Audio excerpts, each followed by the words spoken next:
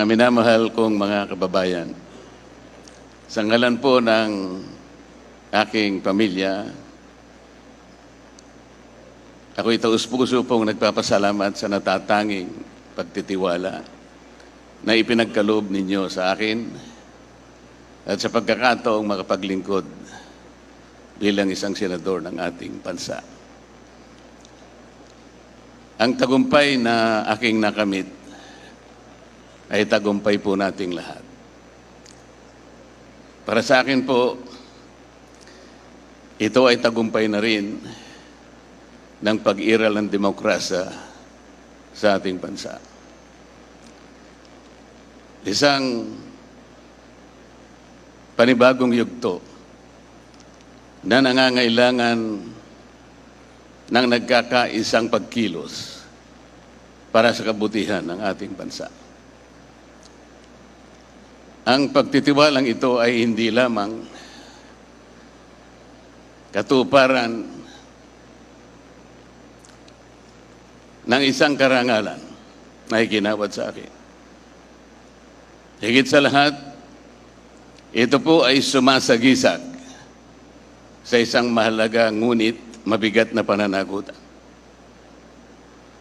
Ang paglilingkod ng buong katapatan. Pagsisikapan ko po ito ay aking balikatin hanggang sa aking mapatunayan sa inyong lahat na ako po ay karapat-dapat sa iginawad ninyong pagtitiwala. Ang kailangan po natin ngayon ay pagtutulungan, hindi hidwaan. Ang kailangan po natin ay hindi paligsahan ng akusasyon, kung hindi paghanap at pagtuklas ng mabisang pamamaraan tungo sa kaunlaran. Ang 6 na taon na ibinigay po ninyo sa akin ay hindi tungkol sa paggamit ng kapangyarihan, kundi sa pangingibabaw ng tapat na paglilingkod na inaasahan at inaasam ng ating mga kababayan.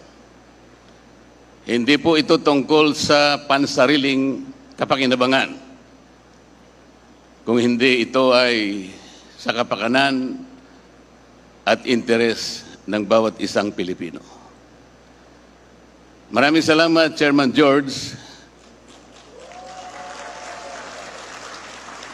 at sa buong kawani at mga opisyalis ng Komisyon ng Halalan.